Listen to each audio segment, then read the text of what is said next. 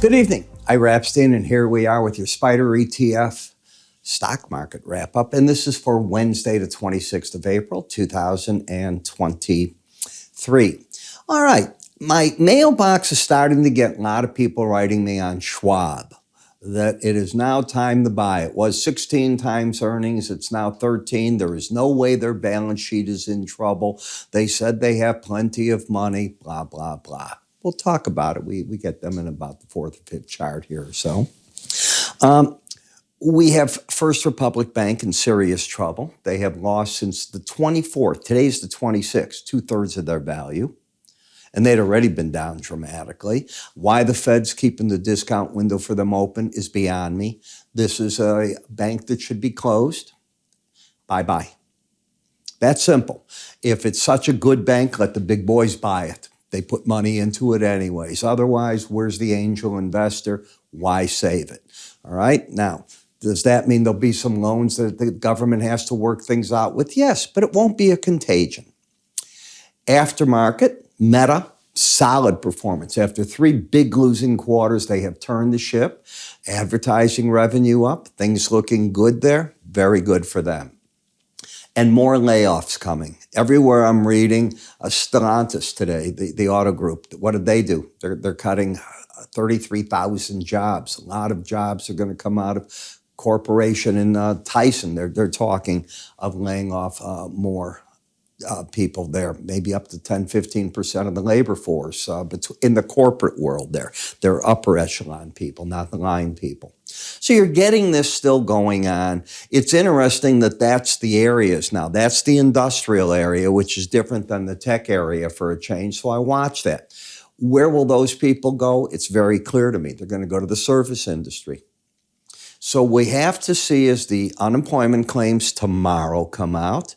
Are they starting to edge higher? We saw the weekly claims did grow, and they're starting to move up. We need to see if the path we can clear the 200,000 on the weekly claims, the initial ones. That would be the first sign of a little bit more weakness. If that occurred, it would certainly hurt the market. But strength there, nah. Strength would just keep the market still pretty together. And I have no fear that the Fed is going to change its opinion and not go to a 25 basis point hike. I think it's baked in. It would take some banking incident to change it, and I don't think on its own First Republic's it. But that's my opinion. Now, Verizon can't even lift itself to fill this gap yet, but it's also not gone for these lows. So it is a chart that's in still a very big liquidation mode. You know that you got something else brewing if you clear 37.49, which you have not done. You're under all the key moving averages, which are lined up super bearish. Why? Because the shortest term average, the 18, is under the 100. The 100 is under the 200. That's a classic bearish setup. What you had is what I call a kiss, where the 18-day average rallied up, went to the 100, couldn't get through it, and turned back down, and momentum turned with you at the same time. I don't understand Verizon's business model. I think I explained to you, I'm with Xfinity, and they are on the Verizon network, as I understand it. That's what I've asked everybody, and they tell me they are. And my bill's much cheaper than when I was on Verizon by myself. That just doesn't make any sense on Verizon's way of doing things. So I'm lost with what they're doing. As for the Bollinger Band, this is called riding it. So you've got your Gorilla Glue trade. It's when the market hits it almost every single day and just leans on it, and that often results in the market of trying, doesn't say it's accomplished yet, but trying to embed. Embed is when both numbers that make up the slow stochastic go under 80 and stay there for several days or more, and things lock in. And until the red line then pops back over 21, you just say lower, lower, lower. People don't believe it. The old timers will go, it's oversold. It's not oversold. It's getting weaker. Here's the Schwab story. And like I said, all of a sudden I am getting a lot of mail. This market is bottoming out. Well, here's what it is. It's not in a downtrend, but it's not in an uptrend.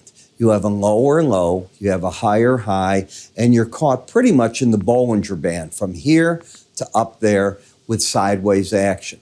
But I'm going to ask the question, why is this market not bouncing if it's so good? Trading volume's up. Did you see the Chicago Mercantile earnings? right through the roof, okay? Trading volumes are up. But this has to do with deposits that they're holding. It has to at the end of the day. And will they get some money run on them? That's what you always worry about when you get these events now. We've learned that, accept it, and that's got to be what's holding it back. In UGA, lower highs, lower lows, but this is where I think the pros cover. So I've got one of my good subscribers that writes me regularly, Ira, you stopped covering it on your daily morning videos. Yeah, it's not ready to do anything with. It's a spot to cover shorts. You had a crowded trade. Crowded trades end up either going up and they get more crowded along the way, or they correct it and you wipe the public out of it. This wiped the public out of it. They're not interested. They're going, it's not worth watching. That thing's not going to have the summertime rally. Well, that's what I want to hear from you, because that's when it happens. So we patiently wait to see what's going to happen there. In Tesla, is Elon Musk going to break the stock value? Yeah, that's what he's out to do. He's out to crush the Rivians, the Lucids. He'll take on other manufacturers at certain price points. He's not going to take on in China BYD and things of that nature, too cheap. But others he can do, and he can do damage along the way, because everybody that's in this game that wants an electric car that hasn't built one is losing money on it, okay? Tell me the guys that are making the money. Maybe some Chinese manufacturer I know nothing about, but tell me the other guys. They're not there. So what he has is now pricing power, not to the upside, to the downside. And every time he does it, if I'm in the corporate boardroom or I'm the CEO, I'm going, what the heck? How am I going to get around this? Because he can keep dropping it. He's vertical. He owns the batteries. He owns this. He owns that. He's making money in different areas. He's got software values coming in. I don't even have a car on the road. That is what it is. So it's pain for everybody else but him. But there's a price to pay. If you're buying the stock and you're looking for that to go up on his price cutting, you don't need me to tell you. The market's telling you what it thinks of that. In XLF, you lost the embedded reading. Game over. Down you go. You quit. You can't afford to lose it. If you lose it, you got to walk away from the game. And today, that game just came undone. XLI, you're down to the lower Bollinger Band. Yeah, you can fall a little more, maybe to the 200-day average, but you're going to be in oversold territory, lickety split tomorrow. And this market's got problems. I was telling traders, I think the market's now got short seller interest coming in up here. And again, what did I just tell you about those companies that are letting people go? So the industrial sector getting hit now, not monster, but they're getting hit.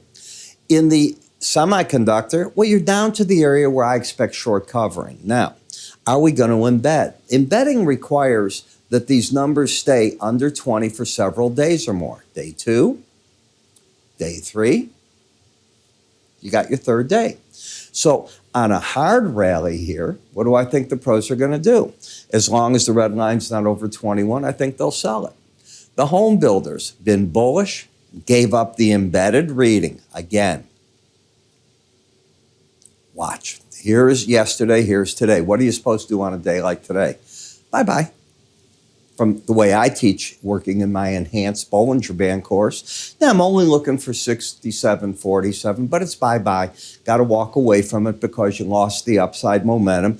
The only time it can re-embed is the day after you lose it. I don't think it's going to do that, but it wouldn't matter if it did. Then I can come back in. And the energy sector, with all the big washout, this market is screaming at me. This is not where you want to be short anymore. It's where you want to take money off the table.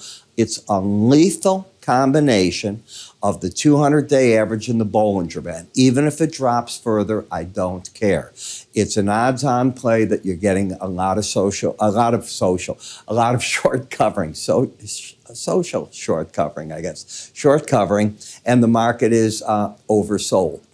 In the gold market, not time to own it yet. There'll be your time. Okay, what's the market being held back by? Probably the FOMC meeting on Wednesday, just the thought process. I mean, it's got the First Republic Bank in front of it. It's not reacting positive to it. It should if it's really going to be scared.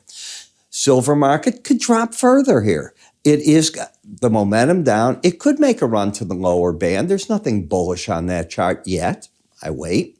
Copper market, I'm looking for the short covering to begin right here at the green line down to the lower band. It's oversold. I think the professional money's coming out in both hands. In TLT, I said to you yesterday, I don't see why this market's going up. I don't get it. I think interest rates are going up a quarter point. I realize it's 20-year and that's not going to go a lot higher, in my opinion, yet. You still got the front end you got to deal with. In the dollar index, you're getting down to the Bollinger Band. What was today's low? Let me take a look here. 27.56. And what was the Bollinger Band? 27.70. And where did the market end? The Bollinger Band's down here, 27.56. It exactly hit it, and it came back to 27.70. I think the pros covered their shorts, getting ready for next Wednesday, a week from today's FOMC meeting, and I think they're coming out in longs in the euro. But if you want to know why I say these things, the best way to do it is join me for free for 2 weeks. I want to give you access to my complete futures research if you haven't tried it before. Is that a fair enough compromise there? You get to see the newsletters. I write them starting Sunday night, 2 a day, Monday through Thursday, 1 again on Friday, and special updates as warranted. And then I give you access to my morning videos, both on the ETFs and the futures. Why is this important for you here in the ETF video?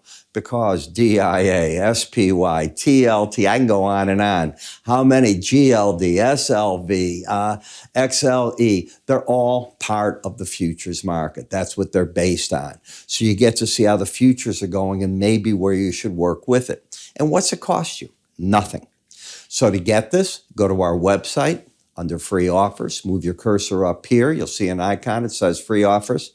Take advantage of it. I'm Ira Epstein. Hope you like what you see. Give me a thumbs up if you do, and I will see you all tomorrow. Take care.